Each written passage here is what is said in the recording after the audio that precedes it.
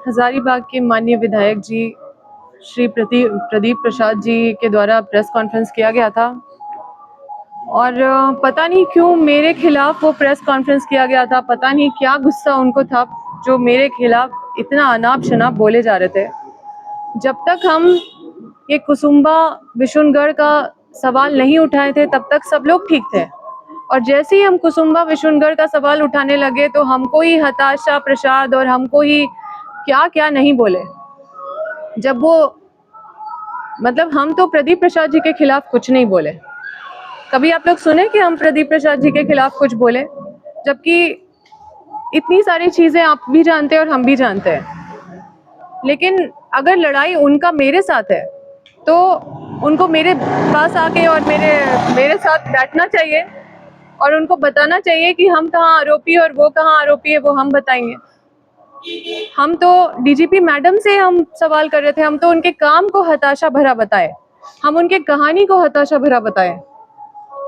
आप सोचिए कि ये हजारीबाग की हम बेटी है, क्या वो हजारीबाग के बेटा नहीं है? ठीक है, बीजेपी के जो कार्यकर्ता हैं वो अपराधी निकले, वो अभियुक्त हैं, तो क्या उनको बचाने के लिए ये लोग इस कदर गिर जाएंगे कि मतलब सोचिए कि विपक्ष का काम तो हम कर रहे हैं, हम उठा रहे हैं सवाल, इनको उठाना चाहिए सवाल। इनको बोलना चाहिए कि इस तरह का जो जांच हुआ है वो कहीं से ये कहानी कुछ सूट नहीं कर रहा है, कहीं से ये कहानी मिल नहीं रहा है। हमने तो ये कभी नहीं बोला कि जिसको पकड़ा है वो निर्दोष है।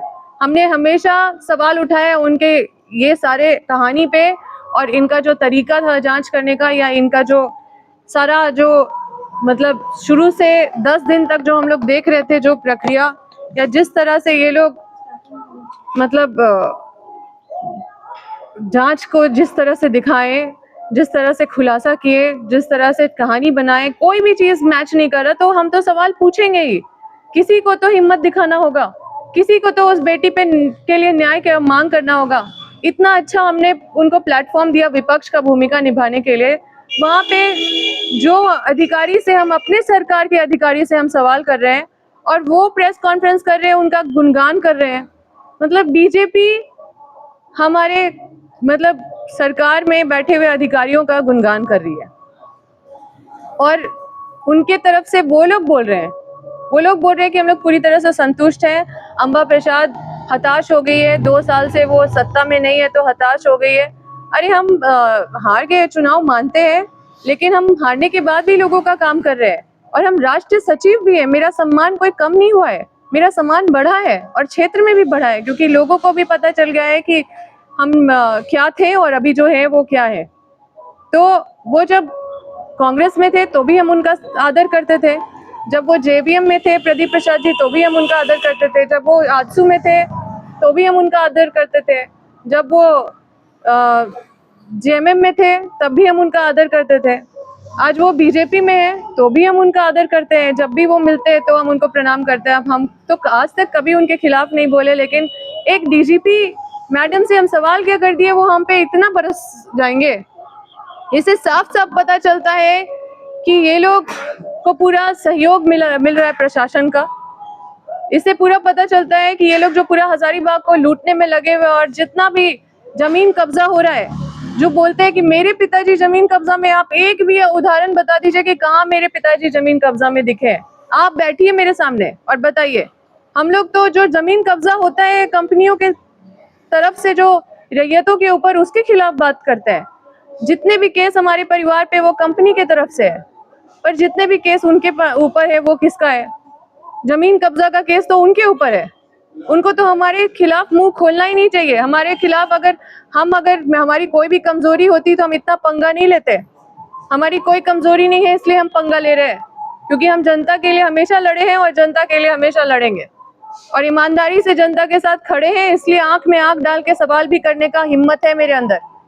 और हम अगर कोई सवाल कर रहे हैं उसमें कोई भी झूठ बात नहीं है, हम तर्क के साथ सवाल कर रहे हैं ना। हम हताशा भरा काम डीजीपी मैडम को इसलिए बोल रहे हैं क्योंकि इस तरह का काम का हम उदाहरण भी दे रहे हैं, हम तर्क के साथ उनसे सवाल भी कर रहे हैं। अब ये बोलते हैं, मेरे कपड़ों पे बात करते हैं कि अंबा प्रसाद सिर्फ अच्छा अच्छा कपड़ा पहनती है।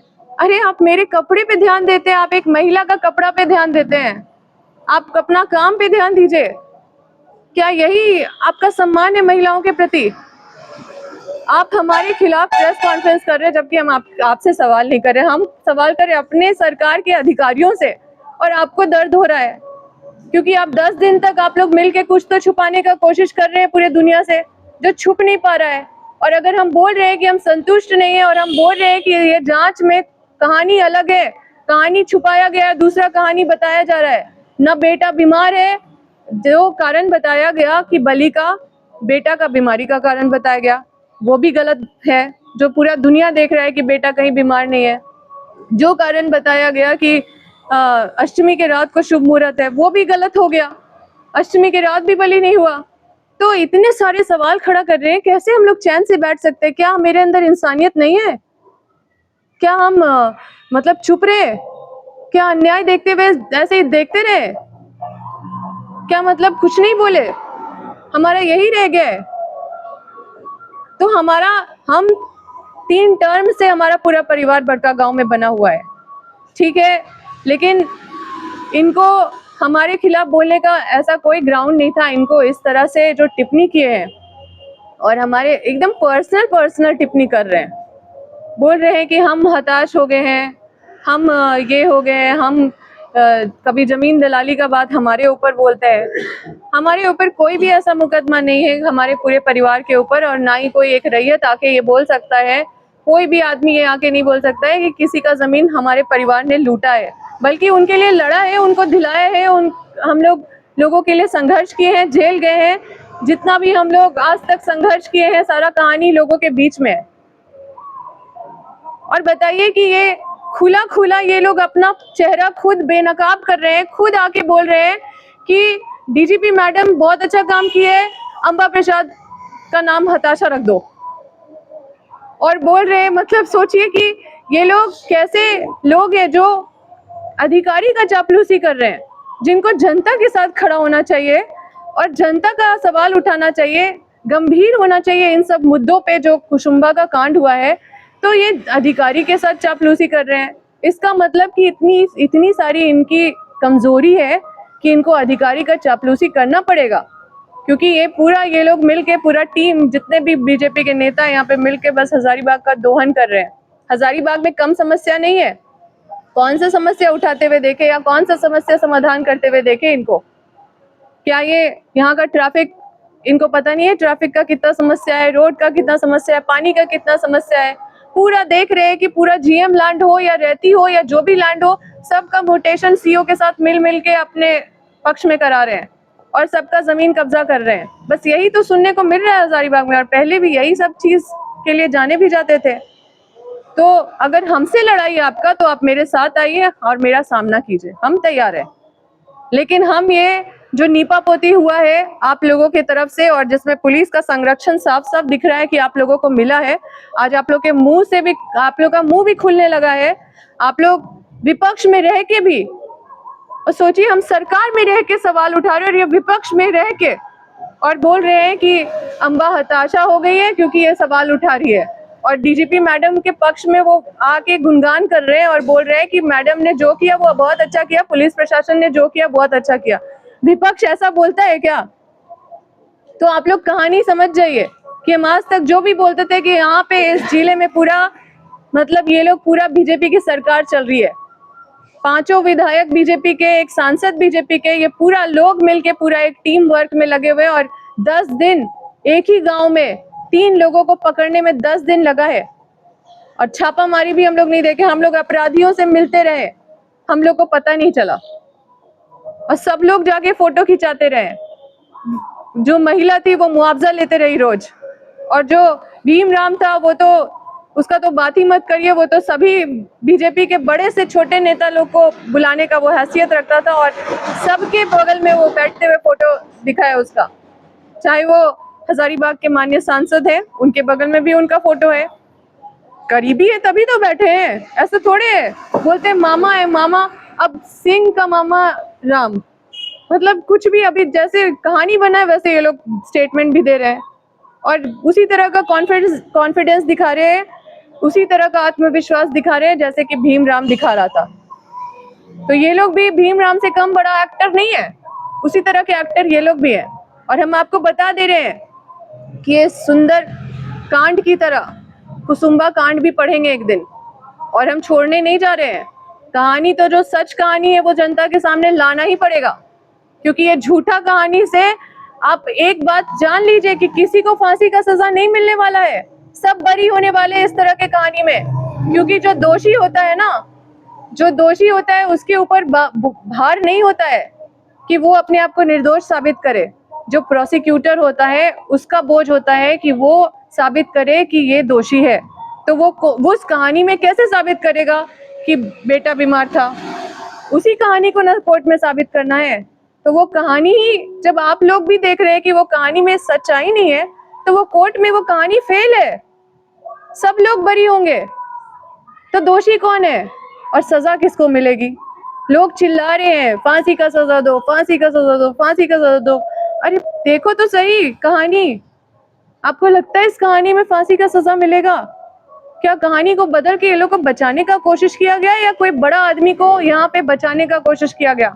सच्चाई क्या है वो हम, मेरे साथ साथ पूरे दुनिया जानना चाहता है।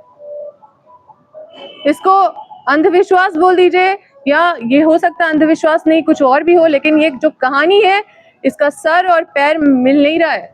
सर किसी और का लग रहा है, पैर किसी और का लग रहा है, हाथ किसी और का लग रहा है। तो हम लोग तो जो मतलब यहाँ पे बच्चा भी, मतलब ये समझने के लिए LLB का डिग्री नहीं चाहिए किसी को।